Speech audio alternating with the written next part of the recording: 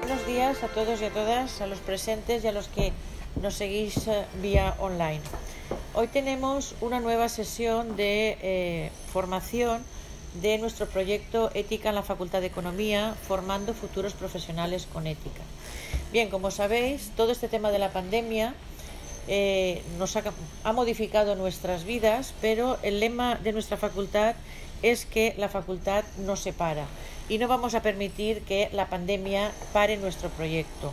Así que hemos continuado haciendo todas las gestiones necesarias para que este proyecto siguiera en la medida de lo posible, porque no hemos podido hacer tantas actividades como hubiéramos querido, pero que en la medida de lo posible siguiera y continuara para poder ofrecer a nuestros estudiantes una educación en valores. Bien, pues hoy tenemos con nosotros a la profesora Ángela Callejón Gil. Ángela Callejón, iniciamos las conversaciones con ella hace ya mucho tiempo con el tema de la tercera ola, que si podrá venir, no podrá venir. Al final lo fuimos delatando, pero bueno, llegó un momento en que decidimos que sí o sí lo íbamos a hacer, porque si no, pues este tema de la pandemia no parece que vaya a acabar en lo que es este curso, lo que queda de curso. Para mí es un placer contar con ella hoy aquí entre nosotros, porque además es colega, es profesora de finanzas y de contabilidad de la Universidad de Málaga. Pero además es que Ángela tiene un amplio currículum que yo, cuando leía cosas de ella, no sabía por dónde tenía que empezar ni qué cosas decir, pero entre otras cosas decía que era una persona muy humilde, nada presumida, muy dispuesta a ayudar a los demás, con lo cual creo que todas esas cualidades pues hacen que tenga muchas cosas que decir, no sé qué, y de la que podamos aprender. Ella es la presidenta del Foro Internacional de Mujer y Sociedad en Málaga. Y me dice que solamente en Málaga, porque aunque hay en otros sitios, ella solamente preside Málaga. Pero el rato que hemos estado hablando me ha contado de un montón de actividades que realiza y que seguramente, con su permiso, igual copiamos, ¿vale? Porque están muy bien, ¿vale? Podemos compartir. Bien, ella, yo no sé de dónde sacan el tiempo, porque casi todos los que vienen yo me pregunto cómo sacan tanto tiempo para hacer tantas cosas, porque además de ser presidenta, de dar clases, además es madre de 4 hijos, ¿vale? Está casada, madre de 4 hijos, y hace un montón de actividades como senderismo, viajar, escribir, publicar, investigar, en fin, todo eso. Bien, hoy nos va a hablar de equilibrio personal y profesional, las claves para un desarrollo sostenible, ¿no? Para más o menos, ¿vale?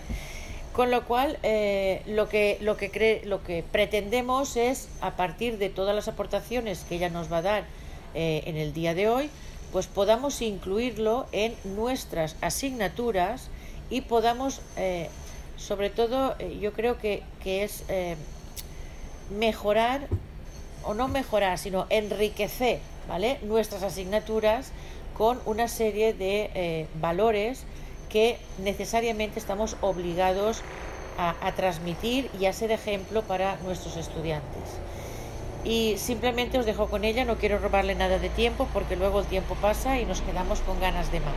Así que os quedáis con Ángela Callejón. Me he quedado con Castejón y es Callejón. Muchas gracias y hasta ahora. Bueno, muchas gracias. Muchas gracias por la presentación. Muchas gracias por la invitación. Para mí es una auténtica alegría poder estar hoy aquí compartiendo este ratito con vosotros.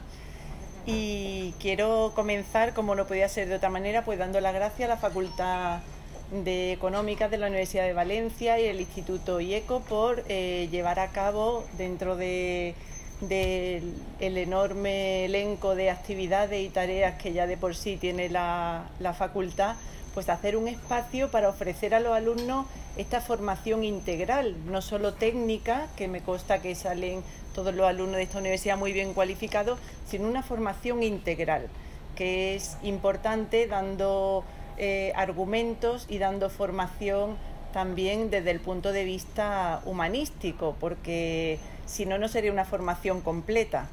La vida luego nos requiere también este tipo de habilidades, de técnica y de formación.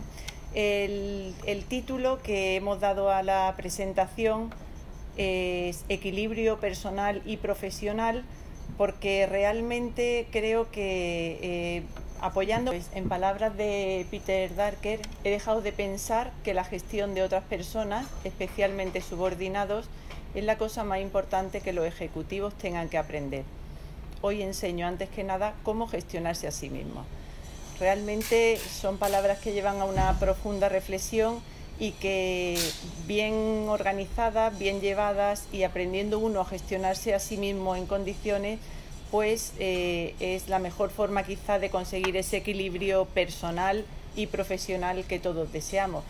Pienso que nada contribuye más ni mejor a la sostenibilidad que la humanización de las organizaciones, ¿no?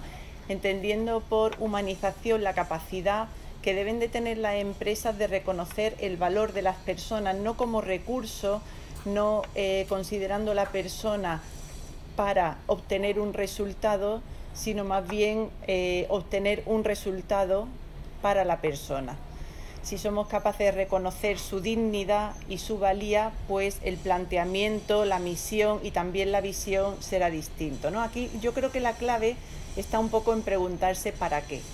Si somos conscientes de cuál es el sentido, la misión, la razón de ser de nuestra propia vida, pues seremos capaces de definir un proyecto vital que va mucho más allá de la suma del proyecto profesional y el proyecto personal. Trataríamos, por tanto, de integrar, sumar estas dos parcelas, que creo que son los dos ámbitos fundamentales en los que la persona se desarrolla, porque si uno fracasa, fracasa todo. Por eso tenemos que luchar por esa unidad y por ese darle sentido a lo demás. Además de esto, creo que el papel de la universidad, por eso agradecía al principio bastante que desde esta facultad se tome interés por estos temas, porque bueno, algunos pronostican que ya en la década del 2030 en adelante la edad de jubilación va a ser los 80 años. Esto quiere decir que si cabe se hace todavía más necesaria la formación continuada, porque nos queda todavía un largo recorrido que estar por aquí. En la medida en que seamos capaces de conseguir ese equilibrio, esa armonía vital, esa vida vivida en plenitud, pues seremos mucho más felices, que en última instancia es el para qué y el sentido de nuestra vida. Algunas veces hago el experimento de preguntar, si estuviésemos más en presencial lo haríamos, ¿para qué has venido hoy aquí? Pues tenemos una respuesta concreta y a esa respuesta le volvería a preguntar ¿y para qué? Y en menos de 5 para qué ya llegaríamos a la respuesta definitiva, para ser feliz. Es la razón de ser de nuestra vida, pero ese para qué tiene que encontrar muchos para qué intermedios y sobre todo muchas maneras concretas de aterrizar, no solo filosofando. Es verdad que esta situación de conciliación personal y familiar pues tiene una magnitud bastante importante y en nuestra carrera, en nuestro ámbito de estudio, en nuestras áreas de conocimiento todavía más, porque lo tenemos que ver desde una perspectiva académica, desde una perspectiva lo vivimos personalmente y también lo tenemos que trasladar en el ámbito empresa, porque ahí están los dos ámbitos fundamentales. Más del 70% de las familias españolas son de doble ingreso. Eso es una de las principales razones por la que la conciliación es importante cuantitativamente hablando y de manera cualitativa porque la no conciliación tiene unas consecuencias que afectan directamente a la persona, a la familia y a la empresa. Y no afectan de manera positiva. Es decir, que cuando esto no se hace bien, cuando no sabemos integrar bien la vida personal y la vida profesional, pues al final esto revierte con unas consecuencias, digo consecuencias negativas desde el punto de vista social, económico y personal, porque al final pagamos todos, ¿no? La persona, lo vi una vez, Así representado, la persona es como el centro de un triángulo en el que los tres vértices son la familia, la empresa y la sociedad, porque son las tres dimensiones que permiten el desarrollo de la persona. Lo normal es que desde que nacemos pues nos vamos desarrollando, progresando, creciendo como persona en el seno de la familia. Aunque no todos formamos una familia, sí todos nacemos en una familia, entonces es el ámbito natural, y creo que quizá esta es una de las principales aportaciones que hace la familia a la sociedad, la educación de los hijos y el enriquecimiento también de la pareja. Y la empresa, por ser el lugar donde la persona desarrolla su trabajo profesional. Cuando me refiero a empresa me refiero a organizaciones en general, ¿no? Cuando hablo de trabajo. En tercer lugar, la sociedad sería lo que nosotros habitualmente conocemos como los stakeholders, ¿no? Todas las personas con las que nos relacionamos, sociedad y Estado. Hablaremos en este caso más bien de la administración pública. De lo que se trata es de lograr esa integración, esa sinergia que pueda haber entre esto. Por eso, al hablar de políticas de integración o de conciliación, tenemos que hacerlo a tres niveles: a nivel social, empresarial y personal, porque cada uno tiene aquí mucho que decir, ¿no? ¿Qué se espera de la sociedad? Pues lo que esperamos principalmente es la implicación de los gobernantes con una normativa, unas leyes que redunden y que velen por los derechos humanos, por los derechos de la persona y también por los derechos de la familia en este caso, ¿no? Desde el punto de vista de la empresa, lo primero y principal es tomar conciencia de esta realidad.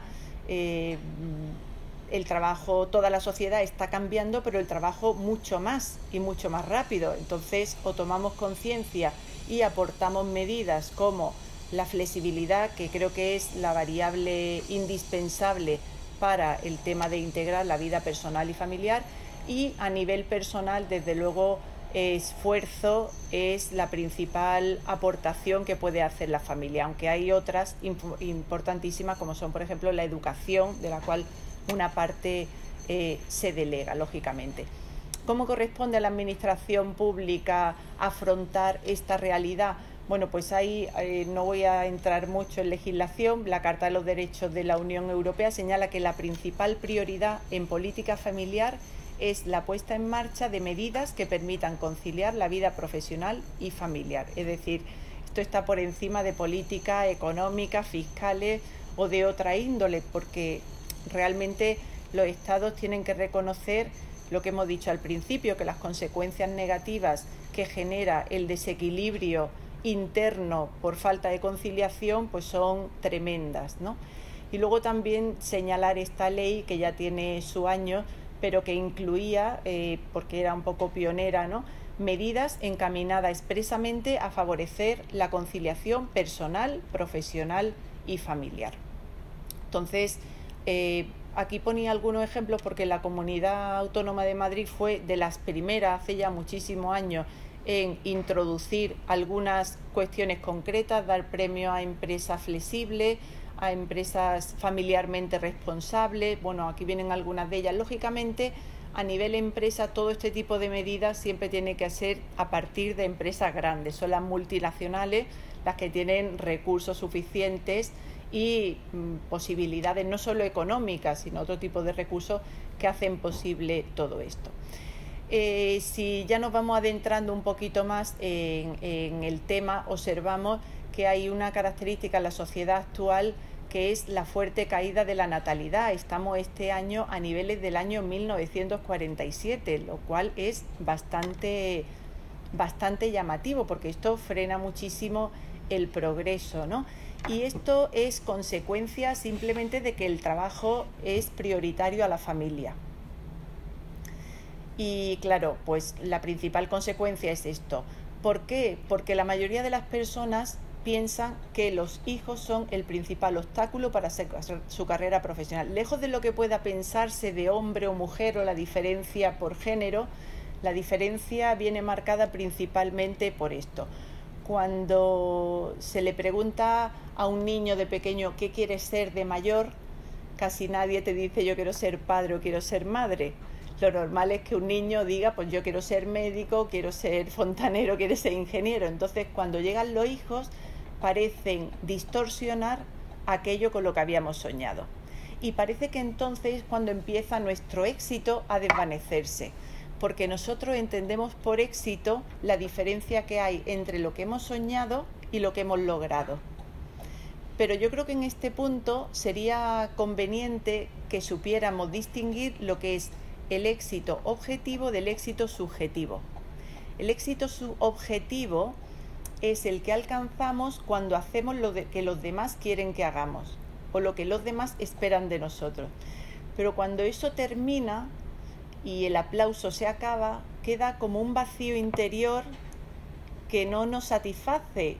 Por eso pienso que lo que de verdad tenemos que procurar es conseguir el éxito interior, que será personal y distinto para cada uno, y no atender a las expectativas de los demás. En nuestro trabajo pasa mucho, ¿no? Con el tema a lo mejor de los JCR, de los esenios, todo esto que está todo el mundo esperando, y parece que el que no tenga JCR pues que está una persona incompleta, ¿no?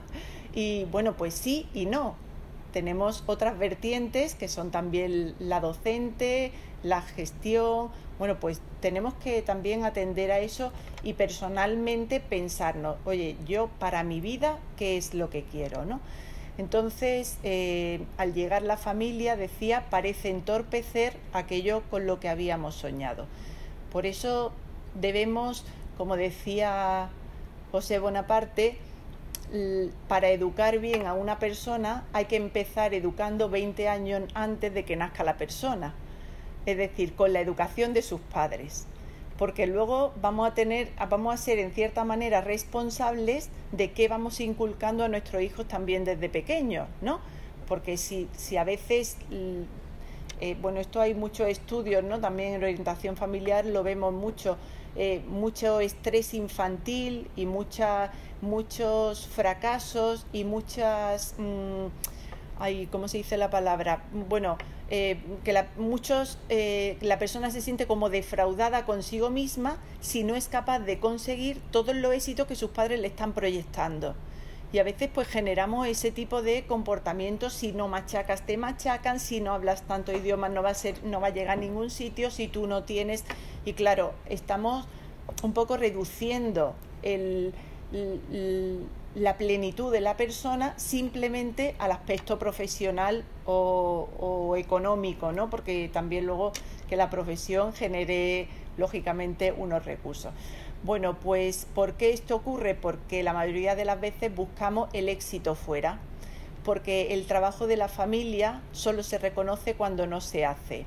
Y porque creo que en el currículum vitae, lo que es el recorrido de la vida, que es lo que significa, pues solo recoge una parte de nuestra trayectoria vital y deja fuera cosas que son igualmente importantes.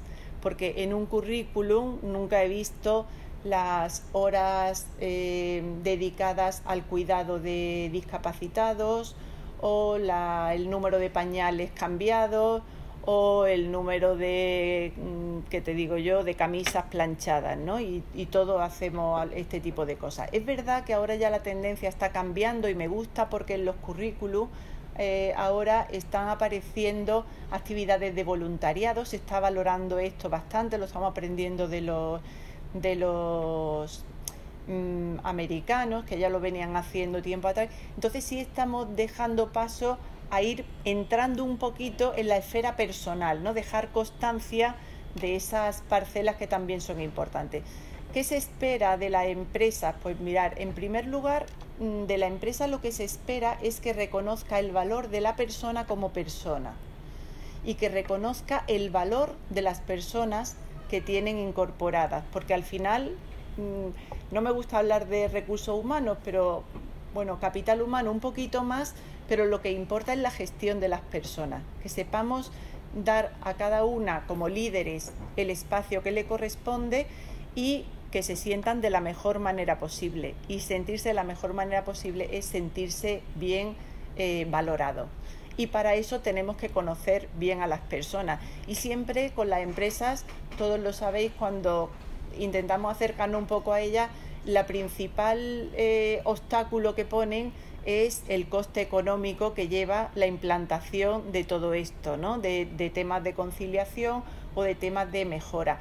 Y claro, todos sabemos, porque ya hay muchos estudios científicos que lo avalan, que la felicidad en el trabajo es directamente proporcional a la productividad, no solo en términos económicos, sino en el sentido más amplio de productividad y de retorno que podemos encontrar. Ya se están implantando el tema de los estados de información no financiera, los cuales llevan bastante contenido en estas materias de conciliación, de derechos humanos, de igualdad de género, pues todo esto que va conduciendo a que las personas se puedan desarrollar profesionalmente también en este sentido de una manera mucho más plena. Decíamos antes que hoy todo es cambiante, pero el trabajo muchísimo más. El trabajo está cambiando, ¿no? El smart working a velocidades.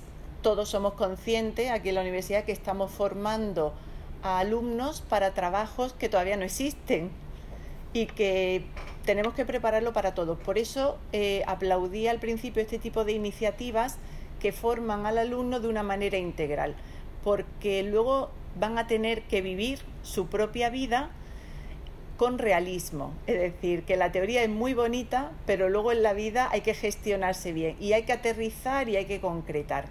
El Instituto de Family Watch hace en este año, en el barómetro publicado para el año 2021, reconoce que las prioridades de los menores de 45 años encuestados para los próximos 5 años son por este orden: viajar, desarrollarse profesionalmente, mejorar su formación y, en último lugar, la familia. Y todo esto son aspiraciones nobles, buenas y que deben de ser así. A mí me parece que estamos en un mundo globalizado y esto debe de ser así. La cuestión, ¿cuál es? La cuestión es que cuando nos encontramos con que a la vez estos jóvenes afirman que la institución más valorada sigue siendo la familia, o sea, no ha perdido credibilidad, no ha generado desconfianza como otras instituciones u otras organizaciones, pues entonces nos tenemos que preguntar, ¿y dónde están las causas que provocan esta brecha? Que piensan que la familia es lo más valorado, reconozco que lo es, pero no la quiero formar hasta dentro de mucho tiempo, o me ocasiona una distorsión en mis planes profesionales o de formación o en mi tiempo libre. Las causas se pueden estudiar desde otros puntos de vista, ¿no? Más sociología, psicología y tal, pero desde luego creo que una importante causa que provoca esto es que estamos en una sociedad absolutamente individualista. Cada vez somos más individuales, cada vez tenemos, ahora con la pandemia, mucho más acusado, todavía se ha acelerado este proceso, estamos más lejos de otras personas, aunque aparentemente podamos estar más cerca, en realidad estamos mucho más lejos, porque lo comentábamos antes de comentar esta sesión, ¿no? La vida que da, la cercanía, el estar en contacto con otras personas, esa riqueza no la puede aportar nunca una buena formación técnica puramente dada, ¿no? Y como me dijeron una vez en unos directivos de una empresa, hay cosas que solo se arreglan con un arroz, ¿no? Y es verdad que muchas veces la gestión de las personas solo se arregla pues con este tipo de acciones más humanas. En concreto, este perfil nuevo del trabajador hoy en día, que por otra parte exige un liderazgo también nuevo. El liderazgo de hoy es liderazgo en equipo, ya ha desplazado al liderazgo personal, esto ya está perdiendo prioridad. Esto ya lo decía un proverbio africano que decía que si quieres llegar rápido, vete solo; si quieres llegar lejos, ve con tu equipo, ¿no? Pues esto es lo que ahora se está implantando. Necesitamos flexibilidad en horarios, en jornadas, en cómputo anuales, trabajar desde casa. Esto ya ahora se ha visto que es una realidad y las empresas, pues en concreto, tienen que hemos aprendido, ya lo hemos visto que se puede hacer y se puede hacer muy bien. Las grandes firmas, sobre todo con las que trabajamos nosotros, que son las firmas, bueno, pues las Big Four, te lo dicen, ¿no? Tenemos teletrabajo, pero al menos 1 o 2 días en semana estamos aquí todos, porque es que no se puede. Y fijaros que se trata de un trabajo puramente auditoría, consultoría, fiscalidad, pero hay que estar, ¿no?, con las personas. Y luego ayudas también extrasalariales para la familia, ¿no? Bueno, ¿cuál es el papel de la familia en todo esto? Pues yo creo que es una revolución silenciosa que haga que provoque una mayor visibilidad en la empresa y en la sociedad, para ayudarle a tomar conciencia de esta realidad y de que la situación que tienen las familias para sobrevivir ahora pues es muy difícil y tiene dificultades internas y también externas, ¿no? La familia hoy sufre violencia, cada vez hay menos matrimonios, menos parejas estables y consolidadas, y cada vez hay más separaciones y divorcios, ¿no? Y claro, esto acarrea un coste social, económico y en términos de sufrimiento pues bastante considerables, ¿no? Cada vez tenemos menos hijos y más tarde.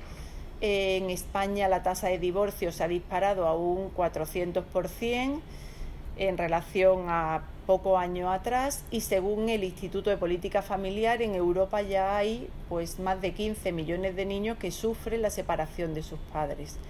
Y digo sufre porque cuando uno lo ha vivido esto dentro de su familia, pues sabe efectivamente que es un sufrimiento. Es un sufrimiento que a veces deberíamos de plantearnos con anterioridad, ¿no? Una vez leí un titular que decía que los problemas de la adolescencia se solucionan cuando los niños tienen 2 años. Bueno, pues que esto trasladado a otras muchas cosas, ¿no? No es taxativamente así, pero trasladado a muchas cosas nos quiere decir que la medicina preventiva es la más importante de todas, porque a veces y pienso que ante esta realidad habría que hacer campañas preventivas, porque nos embarcamos en aventuras familiares, personales o del índole que sea, de las que luego no sabemos salir, ¿no? Y eso pues, si somos conscientes de las consecuencias que nuestras acciones tienen en los demás, pues nos tienen que llevar a una reflexión previa, ¿no? La familia cada vez es más pequeña, pero a la vez es más longeva. Y también resaltaba aquí el papel de los abuelos. Todos somos conscientes de que los abuelos son los que han sacado adelante la familia en la crisis anterior, porque son los que han dado esa estabilidad emocional, afectiva y también económica en muchísimos casos, y aportan bastante, ¿no? Esto quiere decir que esta nueva realidad necesita una logística nueva adecuada a ella. Y esto pasa, la logística es mucho más que un simple ajuste presupuestario, es mucho más que un simple reparto de tareas, y debe conducir desde luego a una armonía personal, porque ahora veremos medidas concretas que nos pueden ayudar a no perder esto. Los principales obstáculos con los que se encuentra la familia en relación al Estado son que el Estado no valora la familia, porque creo que esta afirmación es la consecuencia de ver que se hacen pocas acciones desde la administración pública encaminadas a ayudar a la familia a salir adelante, ¿no? También creo que el Estado es poco consciente de la contribución que la familia hace a la sostenibilidad, sobre todo en materia de educación. También en otros aspectos como el fiscal o el trabajo, creo que la familia hace una aportación importante, pero en materia educativa sin duda suple bien la labor estatal. Bueno, no suple, sino que es su propio derecho, ¿no? En las relaciones de la empresa y la familia, el trabajo ha cambiado, la rigidez horaria se tiene que eliminar, la productividad, como hemos dicho antes. Fijaros que en España somos el segundo país que más horas físicas dedica al trabajo en Europa, y a la vez somos el tercero menos productivo, Claro, esto nos tiene que llevar a una reflexión profunda, ¿no? ¿Qué es lo que está pasando? Y por último, creo que la organización laboral todavía, aunque ya ha dado bastantes pasos, está inadaptada a la maternidad y a la paternidad. Todavía quedan bastantes gaps que tenemos que cubrir. Y dentro de la propia familia, pues también hay obstáculos importantes. Uno de ellos pasa por restablecer el rol de padre y de madre. Creo que nos hemos confundido un poco con esto de que todos somos como amigos, colegas, y entre el padre y la madre tampoco los roles están como claros, ¿no? Con la integración de la mujer en el trabajo, la mujer salió de su casa, pero el hombre no ha llegado a entrar todavía. Entonces hay un vacío que nadie ocupa, y esto tiene muchas consecuencias en la vida del resto de los miembros de la familia y también la propia pareja, porque los vacíos no pueden ser, ¿no? Tenemos que aprender a asumir tareas. En la familia funciona como una empresa, pero hasta cierto punto. Aquí todos venimos a darlo todo, porque es el único porcentaje que creo que funciona, es el 100%. Desde el punto y hora que hacemos, o sea, podemos hacer un reparto de tareas como muy concretas, muy básicas, ¿no? Pues si a ti te gusta más la cocina y a tu pareja le gusta más planchar, pues ya está claro. Pero siempre hay que estar ahí dando todo, ¿no? Y nunca al contrario. Y tenemos que también recuperar la afectividad. Esto es importantísimo, porque en la familia hay 3 características que son básicas, ¿no? Y una de ellas es la afectividad. En la empresa no buscamos afectividad, ¿no? Pero en la familia es el único sitio donde se nos quiere solo por ser. De hecho, a veces podemos ver cómo cuanto menos somos, o más limitados, o más deficiencias tenemos, más nos convertimos en el centro de la familia, ¿no? Cuando en una familia hay un niño, a lo mejor con un hijo con algún problema, es el que más une alrededor de él todo. Bueno, ¿por qué? Pues porque es el único sitio donde se nos quiere simplemente por ser, ¿no? Y así debe ser, así debe ser. ¿Qué actitud tomar ante esta realidad? Pues yo creo que lo primero es el conocimiento propio. Tenemos que aprender a conocernos bien, tenemos que liderar nuestra propia vida para poder después liderar nuestro entorno, ¿no? En el ámbito también familiar y profesional. Y esto pasa, en primer lugar, por reconocer la limitación. Algunas veces nos creemos que somos Superman o Superwoman, que podemos con todo. No. En este punto yo diría que sería bueno distinguir entre lo que es, porque a veces lo confundimos, manera de ser, limitación y defecto. Entonces, la manera de ser es como una lotería natural. Nacemos con un temperamento y pues nos va a acompañar siempre. Lo que sí podemos trabajar es el carácter. La limitación pues es, pues qué te digo yo, una persona que tenga vértigo, eso es una limitación, pero no es ni una manera de ser ni un defecto. Y el defecto etimológicamente significa de falta, es decir, tenemos un defecto, somos desordenados cuando nos falta el orden, o somos imprudentes cuando nos falta la prudencia. Entonces ahí sí tenemos un papel importante, ¿no? Conocer cuáles son esas faltas que tenemos en nosotros y en nuestro entorno, porque así los podremos ayudar mucho mejor, ¿no? Corregir a una persona o sentirse corregida es una lección gratuita y es una maravilla. Nos puede escocer un poquito al principio, pero realmente es una maravilla que alguien te diga, oye, te falta orden, y a veces no lo estamos viendo en nosotros mismos. Tenemos también que aprender a decir que no, por lo que decíamos antes, que no podemos llegar a todo, y delegar. Esto es importantísimo, porque hay cosas, hay tareas que son nuestras, pero hay otras que perfectamente podría hacer cualquiera. Y a veces, por una convicción equivocada de que lo hago mejor que nadie, no soy capaz de delegar, y luego nos sorprende cuando delegamos. Decimos, oye, qué maravilla, ¿no? Lo vemos en los alumnos, hay muchísimas cosas que cuando contamos con los alumnos lo hacen mucho mejor que nosotros, y nos sorprende la frescura que tienen en las tecnologías, en creatividad, en cosas. Bueno, pues tenemos también que aprender todo esto fuera y dentro de la familia.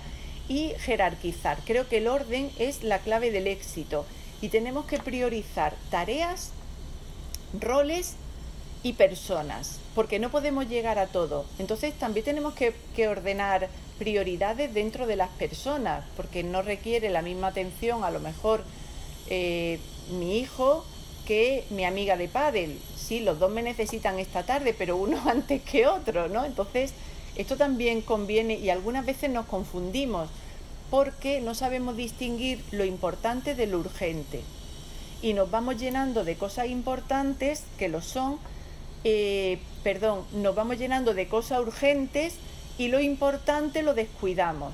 Y luego pues nos pasa que a veces nos cuesta mucho trabajo, ¿no? En tercer lugar, la comunicación interna. La comunicación dentro de la familia es importantísima. Tenemos que aprender a dialogar y no discutir. Pero discutir es muy bueno. Es mejor discutir que no hablar. Pero saber discutir bien. No, sin tener que... ya me entendéis.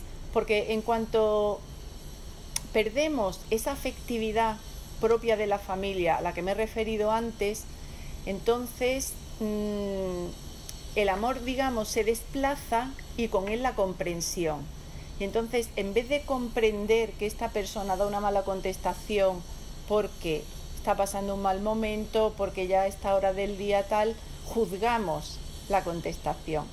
Y creo que eso es un error porque tiene unas consecuencias bastante peores, ¿no? Entonces, de vez en cuando tenemos también que pararnos a pensar y afrontar las situaciones con espíritu positivo.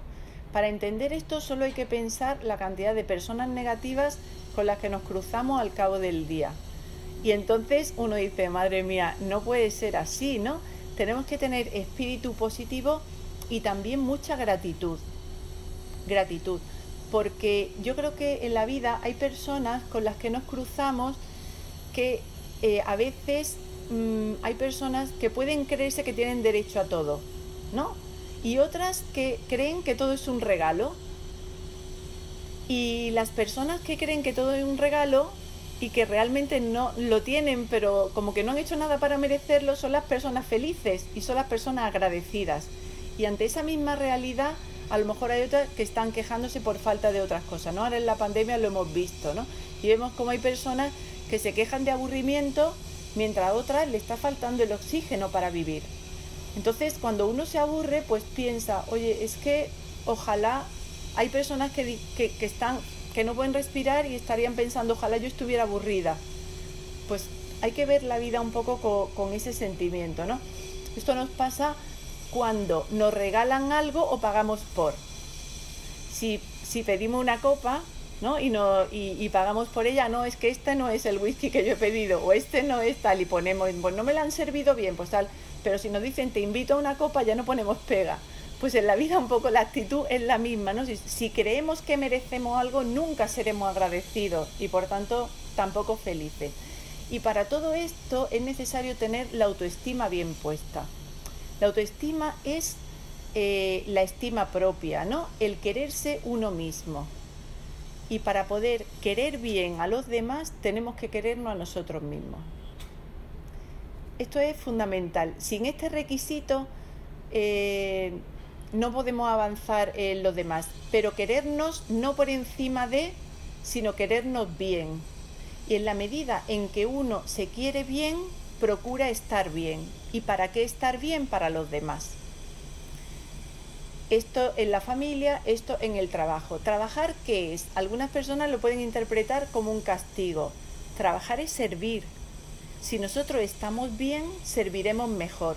Todos tenemos experiencia de que no hemos dado una clase de la misma manera un día que estamos bien que un día que estamos mal, ¿verdad que no? Entonces, en la medida en que uno está bien, claro, nadie da lo que no tiene, decían los clásicos. Pues nosotros al final lo que trasladamos, ¿no? De lo que rebosa el corazón habla la boca, ¿no? Trasladamos y compartimos lo que tenemos. Entonces, por eso creo que a veces cuidarse uno mismo, conocerse bien, invertir en nuestro para qué personal es la mejor obra de caridad que podemos hacer con los demás. También en esto a veces nos tenemos que plantear nosotros como docentes qué sentido le damos a nuestro trabajo. porque si nosotros, como algunas veces, una vez me acuerdo un viernes por la tarde que me preguntó alguien en el ascensor de la facultad, me dice, oye, ¿y tú con la de años que llevas aquí? ¿Qué haces un viernes por la tarde dando clase? Pues, efectivamente, claro, si nosotros nos planteamos el trabajo así, de esa manera, ¿qué voy aquí?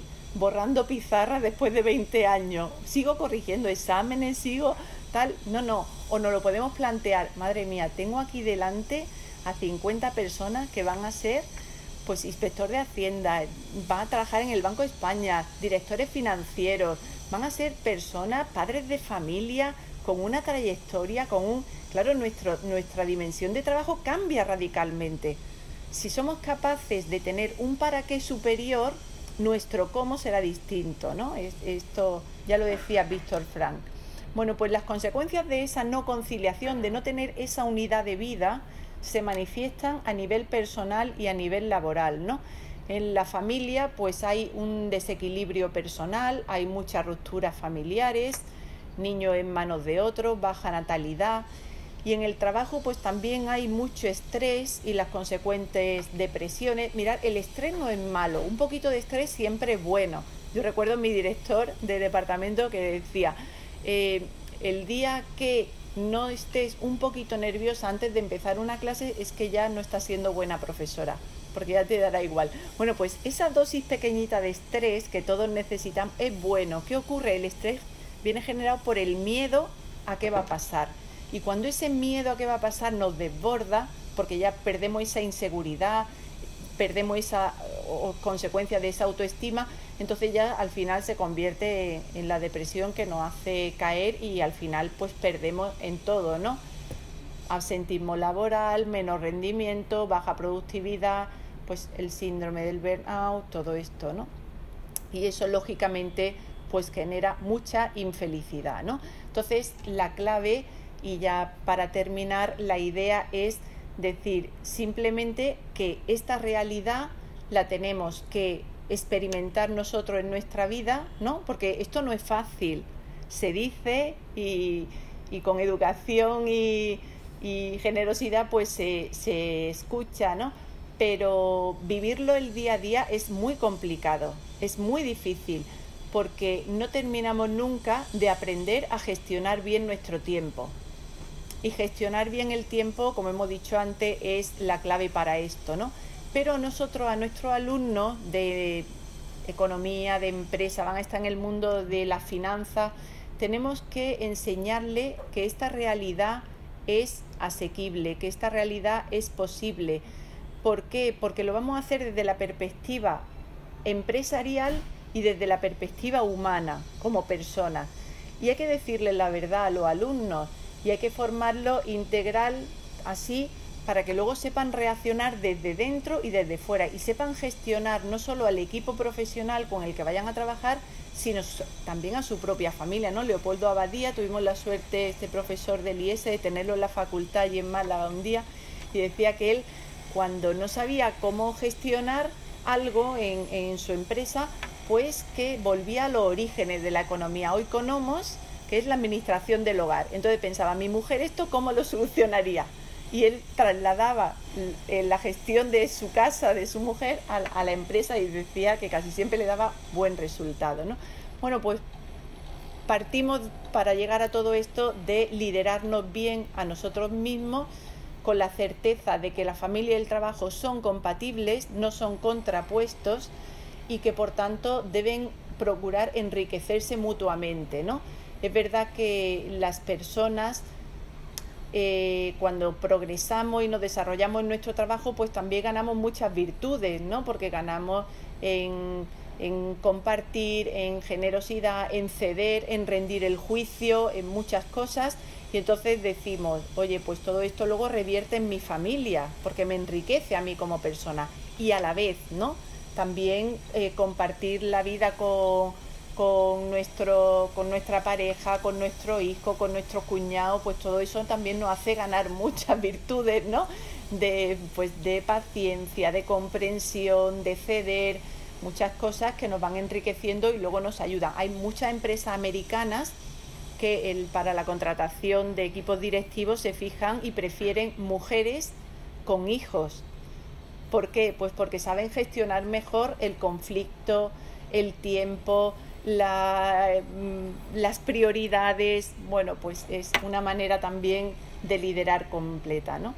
Así que hasta aquí hemos llegado en estas ideas y si os parece bien, pues ahora me toca a mí aprender de vosotros, oyendo vuestras consideraciones, reflexiones y lo que queráis.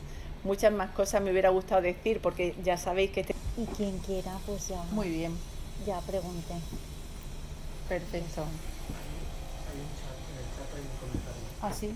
Bueno, ya lo gestiono yo si ¿Sí? quieres. Vale. Sí, perfecto. Bueno, sí, el PowerPoint, claro, lo podemos pasar. Amparo, me alegro. Muchas gracias, Pau. Tengo ganas de conocerte porque conoces a algunos de mis alumnos de los proyectos de Alfonso, ¿verdad? Y tenía ganas de conocerte personalmente. La verdad que pensé que igual te vería por aquí, pero no te oímos. ¿Conecta el micro? No, lo tiene conectado, pero no tenemos salida. Ah, que no tenemos aquí salida, no te preocupes. Bueno, ya hablamos. Encantada de conocerte. Ya le diré a Alfonso que ha estado por aquí, ¿vale? Y ya está. Alfonso no se ha podido conectar, está ya trabajando en horario, bueno, así que nada. Un abrazo desde Málaga para ti, Pau, y gracias porque has estado siempre por ahí con nosotros, con los jóvenes del taller de ética y algún día queremos tenerte por allí también. A ver si organizamos un viaje, Lola, a Málaga y venís aquí un grupillo. Si me preguntas, Yo quería hablar, no sé si me oirán. tendrás que repetirla tú por aquí. Vale. A ver, yo ante todo quería darte las gracias por la exposición y sobre todo por el tema que nos has trasladado porque yo realmente no lo había pensado, nunca me había parado a pensar esto de ese doble plano que tenemos entre lo personal y lo profesional y la forma de hacerlo. Y la verdad es que es cierto que hasta ahora igual la parte de la familia ha recaído más sobre la mujer y eso nos ha puesto esos techos de cristal que no hemos podido alcanzar sitios. Pero ahora, cara al futuro, donde vamos a una formación continuada a lo largo de la vida, con una inteligencia artificial que va a tener que ser mucho más intensiva la parte formativa nuestra, ¿no? Es decir, si no tenemos muy claro que hombres y mujeres somos iguales dentro de la familia, en lugar de ir a un tema de igualdad, que es hacia donde vamos luchando hasta ahora, esto puede generar una brecha más grande si no lo tenemos claro. Con lo cual yo creo que es un momento para que todos lo pensemos, ¿no? Que la familia es...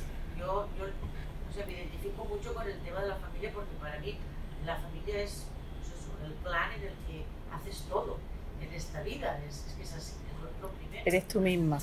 Pero no lo había pensado así, la verdad es que a partir de ahora voy a tener que pensar mucho más por ver cómo podemos en el futuro evitar que esa brecha se haga más grande, porque los esfuerzos que estamos haciendo ahora, igual en el futuro tendremos que potenciarlos mucho más, o cambiamos la mentalidad de mucha gente, directivos, empresarios, nosotros como docentes, ¿vale? A los estudiantes y tal, o no lo vamos a conseguir.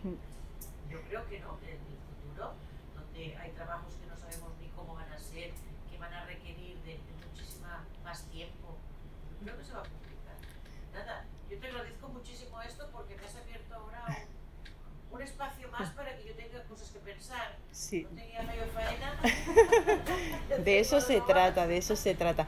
Es muy interesante lo que dices, pero piensa, Lola, que esto ha venido siendo así desde los orígenes de la humanidad, que ya el hombre salía a cazar y la mujer se quedaba en la casa con los cultivos, con los niños, y entonces fíjate que en los últimos años, después de siglos y siglos viviendo con aquellos roles tan diferenciados, ahora en muy poco tiempo hemos avanzado muchísimo.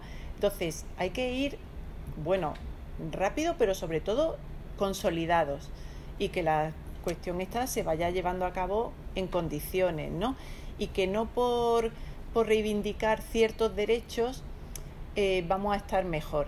También creo que esto hay que considerarlo porque muchas veces la mujer tenemos esa vertiente femenina, pues tenemos algunas cualidades que solo nosotras podemos aportar: el cuidado de las personas, la maternidad, esa delicadeza, esa afectividad que aporta la mujer. Lo bueno de la familia es que se complementen, ¿no? El padre y la madre. Tú piensas que a veces para la pareja, a mí cuando me preguntan en orientación familiar, ¿qué es mejor? ¿Que una pareja sea muy similar o que...? Porque si son los dos muy distintos, digo, bueno, para la pareja es mejor que sean similares, porque si a los dos nos gusta ir a la playa, pues iremos a la playa, pero si a uno le gusta ir a la playa, al otro al campo, pues ya empezamos, ¿no? Pero para los hijos es mejor que sean distintos, porque así podrán enriquecerse los hijos muchísimo más. Imagínate que en una familia los padres son los dos, pues, apocados, ¿no? O cobardicas. Pues entonces, ¿cómo crees que pueden ser los niños? Pues necesariamente los niños van a ser de no saltes que te puedes caer, no te suba el columpio que esto, y al final van a ser así, apocados. O al contrario, que sean los dos temerarios. Pues imagínate los niños todo el día con la urgencia, la brecha aquí, la brecha allí. Entonces, lo mejor es tener la complementariedad, ¿no? Y te pongo este ejemplo, al final, lo que decían los clásicos, ¿no? La virtud está en el término medio, pues que sean valientes, ni cobardes ni temerarios, valientes, que es como tienen que ser. Pero efectivamente esa complementariedad pasa por mucho esfuerzo en muchas cosas concretas y en el día a día un ceder continuo. Por eso he dicho que en la familia o lo damos todo o no. Y luego piensa que la mujer siempre podemos cometer el error, lo que se llama el techo de cristal, que nos lo ponemos nosotras mismas, de sentirnos mal en todo momento. Yo creo que esto hay que verlo exactamente al contrario. Desconectar es dejar una realidad para conectar con otra. Entonces, cuando estamos en el trabajo y llegamos a la casa, desconectamos del trabajo y nos metemos en la realidad de nuestra familia. Y no estamos en la casa con el ordenador, con los correos, con tal. Y al contrario. Entonces, delimitar esas parcelas para no tener ese sentimiento es una tarea que solo nos corresponde a nosotras. Pero creo que vamos en buena dirección y con mucho esfuerzo. Con mucho esfuerzo, y no te creas que es que hemos avanzado muchísimo. Piensa solo en cómo vivían nuestras abuelas y cómo vivimos nosotras. Han sido 2 generaciones y hemos avanzado una barbaridad. Lo que hay que avanzar es en condiciones, creo yo. No, el avance de la mujer no es parecerse al hombre, es que este es el error. Este es el error. Porque entonces si la mujer se quiere parecer al hombre y terminamos siendo como el hombre, lo que hace la mujer desaparece. Entonces no es esto lo que queremos, ¿verdad que no? No. Por eso la reflexión, como tú dices, es profunda y hay que mantener cada una nuestra identidad haciendo dentro de nuestro rol lo que queremos, pero no pasarnos por la vida aspirando a tener los derechos o los reconocimientos de otro, porque al final si no tenemos la cabeza en otro sitio y eso nos genera un desequilibrio y una falta de armonía interior que nos impide ser felices. Y sobre todo no pensar que entran en conflicto la familia con el trabajo. No lo podemos ver como rivales. Tenemos que verlo como que se enriquecen mutuamente, aunque logísticamente sí compiten, porque tenemos 24 horas cada día y unas cuantas son para dormir. Como 4 o 5 por lo menos hay que dormir. Entonces... Yo quisiera primero darte las gracias por haber venido, por las reflexiones y por ser tan valiente para hablar de estos temas de los que, como me ha dicho Lola, nuestra vicedecana, se habla muy poco. Y quiero aprovechar porque escuchándoos a las dos me ha venido a la cabeza que una cosa que deberíamos hacer más en este proyecto de Facultad de Economía y Ética es quizá traer empresarios, empresarias, directivos, directivas que nos cuenten cómo lo hacen y que puedan ser ejemplos, modelos para nuestros estudiantes, porque de estos temas nunca hablamos. Si no pensamos, imagínate si hablamos. Sí. Entonces me ha encantado, ya nos has hecho caer la cuenta que es una asignatura pendiente, pero yo quería aprovechar y preguntarte, porque como eres tan positiva, tan optimista y nos has contado un montón de ideas positivas, a veces en gestión, en management se aprende mucho más del fracaso que del éxito. es verdad. Me gustaría preguntarte cuáles son, desde el punto de vista personal, con 4 hijos y siendo profesora en la universidad y metida en foros que no paras de actividad diaria, lo sé. ¿Cuáles son las dificultades? ¿Dónde está lo difícil? ¿Y los fracasos por dónde vienen?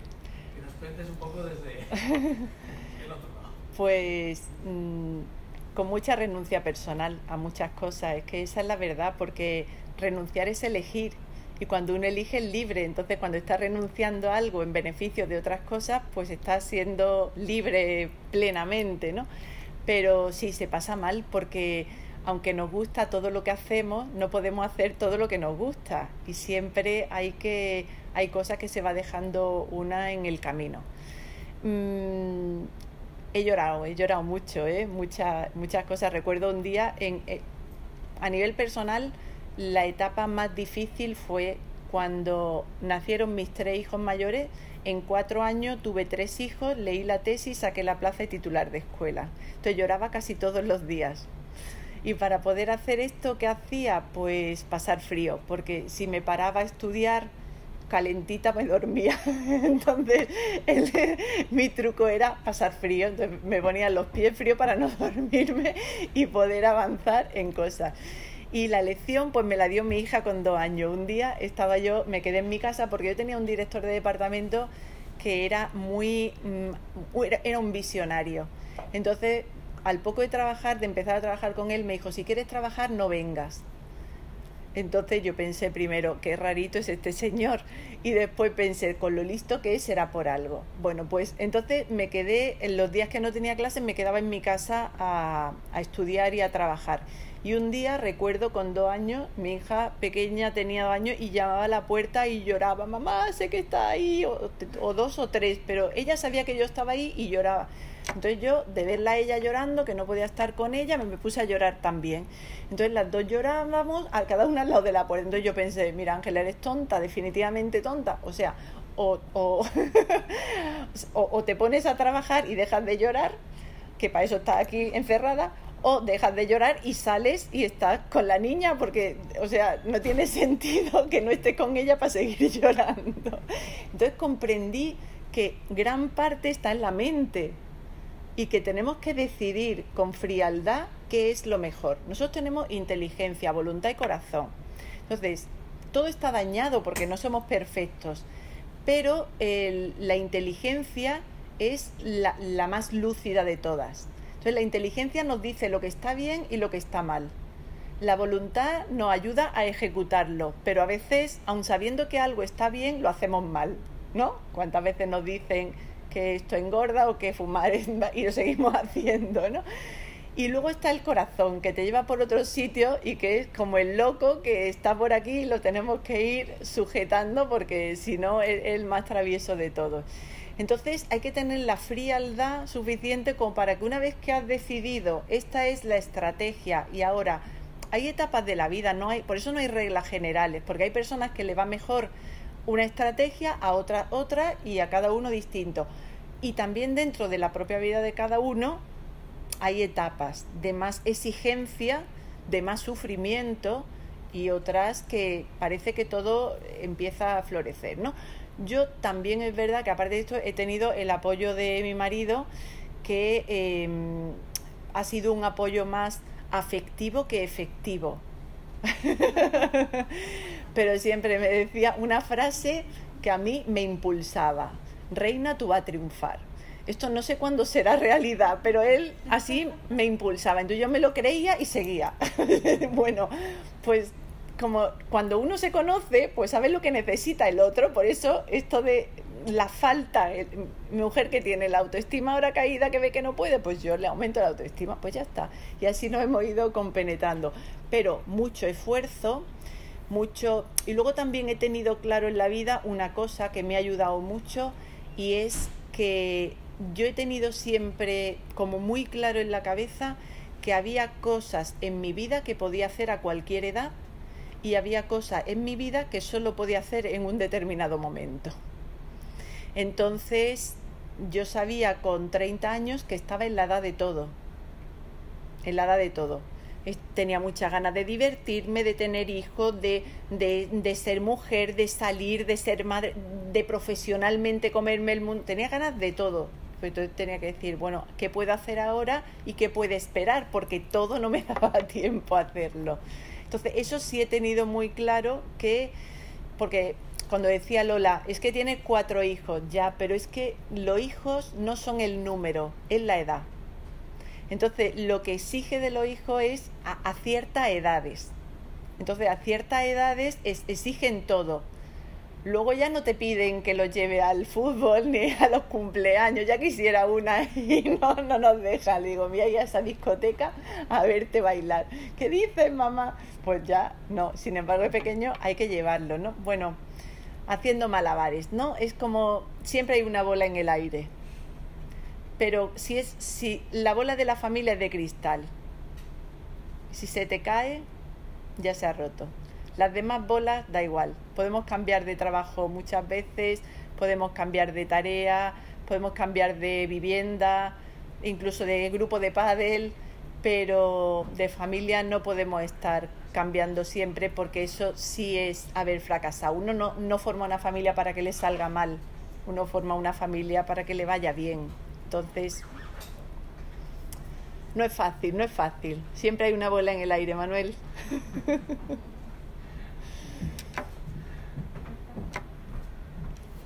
Cortamos ya aquí. Bueno, pues nada, yo quería agradecerle ante todo, Ángela, por todo lo que nos ha contado y porque nos ha abierto ahora un campo para seguir pensando, para seguir leyendo, para seguir trabajando y para seguir investigando. A mí me ha encantado la sesión de hoy y bueno, yo luego le comentaré más cosas, pero nada, me quiero darle las gracias por haberse desplazado desde Málaga hasta aquí a través de toda la pandemia que tenemos y darle muchísimas gracias. Espero que no sea esta su única aportación a este proyecto de ética. Esperamos contar con ella en más ocasiones, espero que así pueda ser, y a partir de aquí pues tengamos una relación mucho más fluida. Y nada, simplemente daros las gracias a todos vosotros por haber estado con nosotros y os emplazamos para la próxima sesión, que de momento no tenemos la fecha concreta, pero sabéis que nos quedan unas pocas antes de que acabe este curso, ¿de acuerdo? Muchas gracias a todos y muchas gracias, Ángela, por estar aquí. Gracias a ti.